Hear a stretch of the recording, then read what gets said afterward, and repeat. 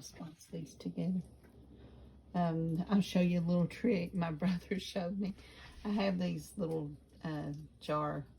mason jar salt and pepper shakers, and I don't add a whole lot of salt because of blood pressure problems and stuff like that in my cooking in my family.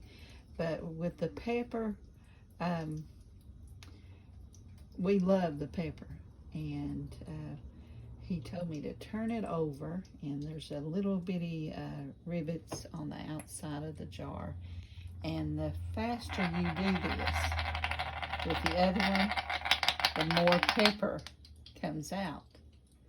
And if you want a little bit of pepper, you just roll it in it around softly, but a lot you just jiggle it, and boy, it does come out of there. Get that there, and to show you just how much pepper came out at once.